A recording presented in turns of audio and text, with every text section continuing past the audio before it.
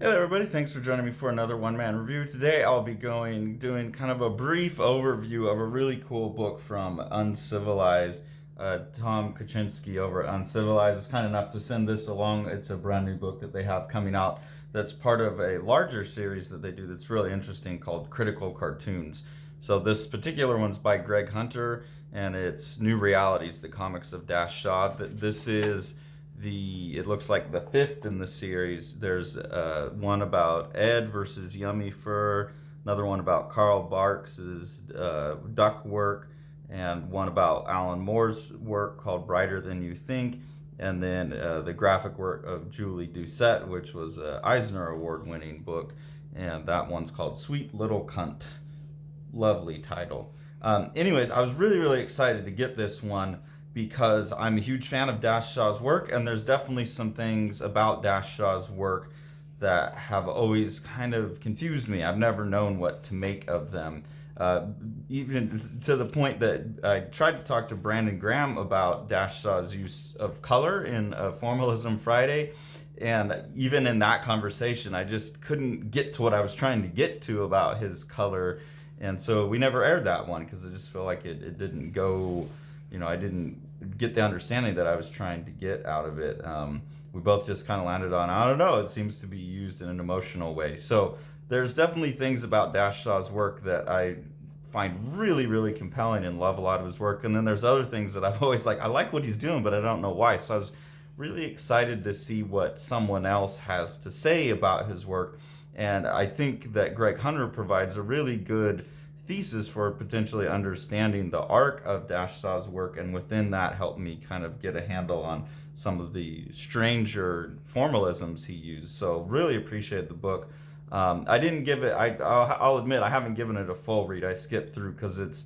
I don't want to say it's super dense, but there's a good amount of writing, and I just am pretty limited for time. So like a book like Bottomless Belly Button, none of the essays are very readable. The couple that I did read are very readable. So it's only this 5 pages long or something like that, and it's not academic writing in terms of it's very smart writing, but it's not overly verbose or using big words, or it's not like the typical kind of critical writing that you would get in academia. It's consumable and smart and makes a good point, but doesn't get overly flowery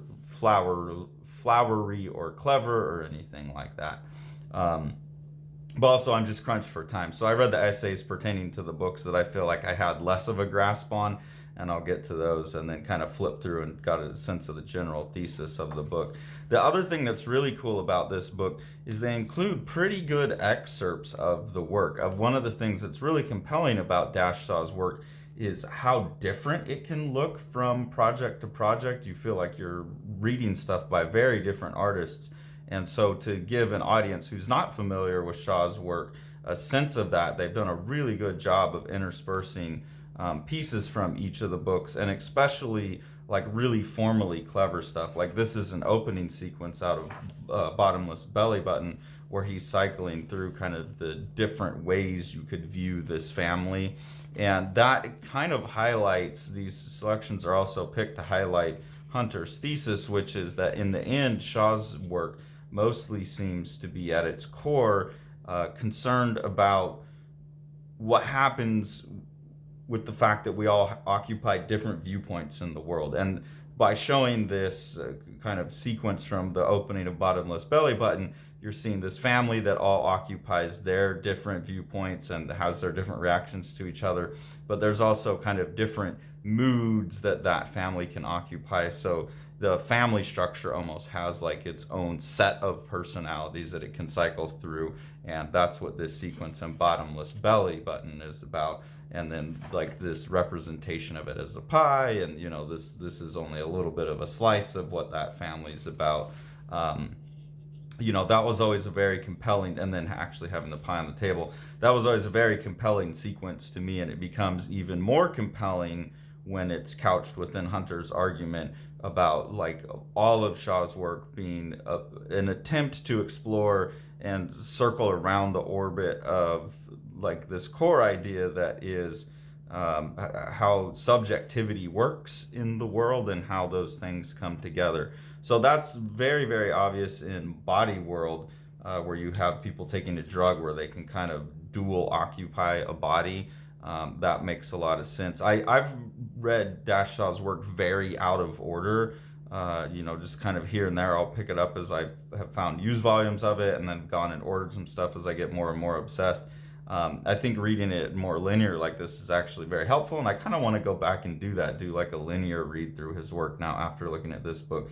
But yeah, this one, that idea of subjectivity and shared subjectivity is very in the foreground. I hadn't picked up on that, though, when we get to the next work, which is New World. I think New World's one of the more confusing Dash Shaw books for me, and the way that within New World he'll just have, and this is the thing that me and Brandon were trying to sort out, that I just really, I don't want to say struggle with. I really love it about Dash Shaw's work, and I think it's very visually compelling and formally interesting. I just don't always know what exactly the effect is intended to convey, where he's got these overlays of, this checker pattern behind the fence, or here this crashed bike and this bike wheel with like a spider web behind it. Never been able to kind of add those things up. So here there's a interesting little bit that kind of goes into that and has Hunter's interpretation of what's going on here, that's informed by his thesis of this being about kind of different subjectivities being collided. And he's talking about this page with the bike and the spider web.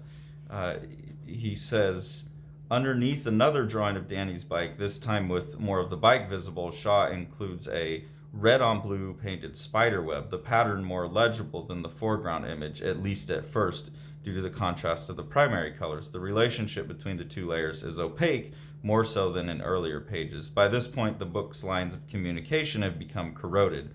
There is little obvious overlap between what one layer signifies, the line work, the bike, and what the other layer signifies, color and the spider web.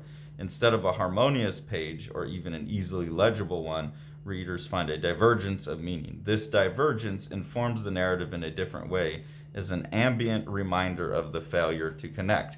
And I like that this is now explicitly about it kind of being overly open to interpretation and overly difficult to look at and overly difficult to interpret, is that when this story, I don't want to go into that more, but Hunter speculates that this whole story is, instead of about a drug that puts you together and makes you share communication, this whole story is about the ongoing failure to communicate because of being trapped behind our different subjective experiences. And then that really makes sense of images like this, that these are, two different people experiencing two different things at different places in time, potentially. Like one character got in a bike wreck, another character's looking at a spider web, or, something like that. I don't know that that's exactly the interpretation that's being suggested, but it's a particularly interesting idea about what's going on in the work, and why Dash Shaw is using these strange, oftentimes not lined up, or they're lined up, this highlights this action of the anger but diminishes the bike, or here you have kind of three panels. These two are separate images. This is just one image split, and then you split it in a different way by having these three colors kind of framing it. That stuff's always confused me a bit. What exactly is he up to? Here it seems to be conveying some kind of emotive state pretty clearly. Here maybe just action or something like that. But you do get these stranger things where it's I'm not quite sure. This is the lightning and this is the rain. You tilted the horizon. I just never know what to make of that. So the idea that that's potentially a representation of two different people, maybe in different places viewing things, or two different people looking at the same situation and having a different subjective experience collapse on top of each other, is really interesting. And so that larger thesis that all of his work is about subjectivity and the different ways you could combine that or be separated by it, I found it to be very compelling and make me want to go back to Dash Shaw's work. The other one that I read the essay on all the way through was about Doctors, because Doctors is another one that again has this strange thing going on with color, where every page almost gets like a flat color. Sometimes you'll have some panels that are colored like this, but for the most part there's these flat, almost kind of gross colors sometimes. It's not always pleasant colors. Sometimes they're really nice, but sometimes they're kind of gross colors. And then you'll get panels that are colored with gradients. So this one also had a strange use of color. There was less of an answer in the essay. It had more to do with just like affect and kind of emotive impact in the interpretation. But again, registering that this book was about people, like the state they enter before they die. So this very interior kind of subjective experience of life. And I would have to, like I said, I'm curious about going back and rereading, especially some of the more difficult works by Dash Shaw in light of this book. Then there's a bit about cosplayers. And again, this is a more kind of standard book throughout. If you've not read it, it's definitely less experimental feeling in general. And it seems like on a quick glance through the essay, the author had a little bit harder time justifying this under the thesis about subjectivity. But like I said, I didn't fully read the essay on that one. Just glancing to kind of get a trajectory of the book. But again, it has Dash Shaw really taking, even within the more standard kind of approach to the comics medium, there still is like this collage approach throughout the book and a lot of interesting formalisms.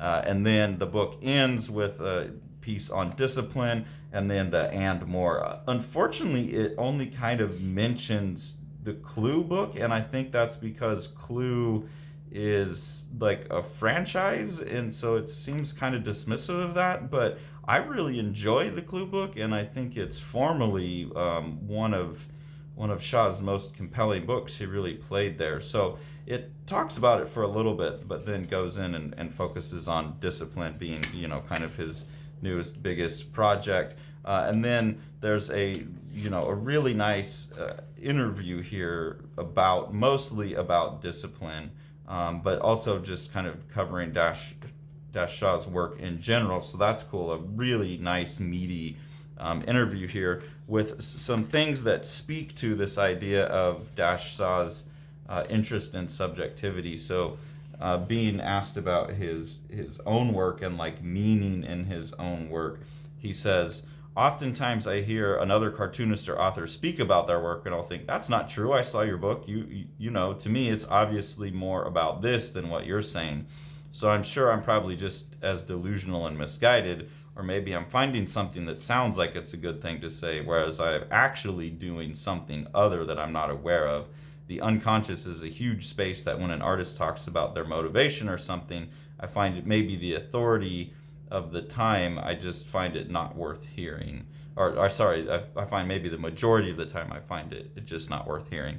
So he's speaking to that idea of even within your own subjectivity about what you're doing, you could probably get it wrong. Someone else's perception could be totally different and maybe even more correct. They're more aware of like that subjective thing, which is interesting because when you're having a book like this made about your work, you're really opening up to someone else's interpretation. So it would be, I didn't see anything in here. Again, I was just kind of looking for questions and answers that related to the overall thesis. I didn't do a deep dive into this. I'll get around to that later, because there's some interesting things here where he's talking about Jack Tardy and Harvey Kurtzman and some influences and stuff that I'd like to dig deeper into. But it seems like there's Dash Shaw is very open to this kind of work because he realizes that maybe I have been circling around subjectivity the whole time, but that's not what I would have told you explicitly. He doesn't say that exactly in the book, but I think with his statement here, he seems pretty open to the idea that someone else could have a better read on his work than he does. And then really, really appreciate also, as the kind of a Dash Shaw obsessive now, that this book collects 3 stories that would be harder to get a hold of. It doesn't say, it might say in the title page somewhere, but it doesn't say immediately where these originally appeared. I actually think I've read this one somewhere else, so it's probably in a Fantagraphics anthology or something. This stretched out face seems real familiar to me. But this one's just kind of a funny story called Ford. It has another moment that's kind of about disconnect in here. Like the characters are kind of constantly disagreeing in this story. Like the friend is making a recommendation, and this guy's like, "Nah, I wouldn't do that." So they obviously live in different worldviews. And then he meets this girl for like a one night stand, and she watches all of the popular television shows that don't make any sense, but I don't care. At this point, I'll watch anything just to be near another human being. So again, that willingness to get over your personal biases to make a connection is interesting. And then there's just some really nice drawing, like when the car goes by. Right here, this stretched out face and this girl that he had a one night stand with, that he's been obsessing over, calling him an asshole as she speeds by. It's just really good drawing. This piece here, Object Lesson, this looks quite a bit like New World, which I think is the most confusing, thus the most compelling kind of Dash style for me. So after reading the book, I was a little bit, the thesis of the book, I was a little bit more curious to like come in and apply that idea to reading this story, and it definitely made a little bit more sense of things for me. But also this story itself is really interesting. It's basically a recurring nightmare that I actually have, so reading it's very uncomfortable, and I wonder now if it's a common nightmare. But the main character applies for a new job, and they tell him like, hey, you're not a high school graduate, we can't hire you. And he's like, what are you talking about? I graduated high school. And it's explained to him that there was, in the switchover of principals from one state to another, they didn't build in enough credit hours for the year on his senior year of high school, and so that like retroactively invalidated his degree, and he's got to go do like, I don't know, like 6 more days of school or something like that. I have those dreams all the time where like I find out that there's some class I didn't complete in high school that they didn't catch, and so I have to go back to high school. And that's what this story is. So I love this story, and it's really uncomfortable for me to read because it's so familiar. But it also has all of these moments with these visuals. And right here, I like this idea that they're in their living room in their beat up house now that dad doesn't have a job, and they've kind of spread out a blanket and they're pretending to be on the beach or having a picnic somewhere. And so again, that membrane between what's going on in people's heads, what's going on between your head and someone else's head, and what's going on in your head and like the actual world itself, is really interesting. So there's a lot of things behind where there's like money falling down and potentially the things that people are worried about, or just things that show emotional states, focus. Someone here like looking at an apple and just kind of like mentally mapping the icon from an apple over top of it. So that this book did open up for me a lot of what's going on with the formalisms here, and makes them even more compelling because now I kind of see the trick. And then this also has a third story called New Jobs, and this was published by Uncivilized and Tom Kaczynski. And this looks more like Dr. Era's Dash Shaw, where it's the story about a couple having a kid, and there was, I didn't quite, this one was, maybe just because it was small, it was harder for me to stay focused on, but it has that really like flat use of color in the background that seems, I don't know, it's hard to tell exactly, but it seems like it's designed around these 4-page spreads that then get split throughout the book. And even though it's red, white, and kind of this greenish color throughout, it did strike me as very American. And at the end of the book, there is this thing here where it says there's always an opportunity to make a place for yourself in America. And a lot of this kind of imagery about moving to America with the kid. So I think that's where the coloration in the book comes from, but I don't know why some of the colors would be in there. So that was really, really cool to have like 3 more stories collected. Like I said, I think I've seen this one somewhere else. I could be wrong. It was vaguely familiar, but Dash works in so many different modes that even like the little throwaway ideas for like one story could have the potential to open up a whole new area in comics. And so I get really obsessed with creators like that because I don't want to miss anything they do, because everything they do could be so important to my understanding of comics. So this is a great book. I really, need to go and check out some of these other books. I think these would be based on, like I'm not a huge Julie Doucette person, so probably don't need to lean into that. An Alan Moore book would be kind of interesting, but I've read a lot of those already. So I really like the idea of this series, and I think when it lands on creators that you like, these are very worthy books if this is kind of this, like how most of them go, because the combination of really intense, intelligent interpretation without any of the academic kind of blah blah blah blah baffle gab stuff is really nice and really fresh. And I think that this is how scholarships on comics should be done, is kind of just outside of the academic realm. I've said it many times on the channel, but every time I've seen comics addressed in academia, as excited as I was that we're getting that validation, they've stripped out everything that anyone who loves comics loves about comics. And this seems like a way to get smart, scholarly work out there, devoid of all of the careerist bullshit that goes into most academic writing, and the other kind of alternate agendas that get mapped onto stuff in academia. This seems very much just to be about the work and understanding the work and appreciating it within the realm of like what it does as comics and what the author is saying as the author. And I think that's really what good critical work should do. And academia has just largely moved on from that. So I think what Tom is doing kind of as and Tom Kaczynski's own work kind of has this feeling of like a renegade academic, someone who's very intelligent, very well read, very philosophically minded, but operating outside of the system, and made his own publishing company, to be able to publish those types of things. And so I think this is just really cool and really important for pushing the medium forward and pushing the discussion about the medium forward.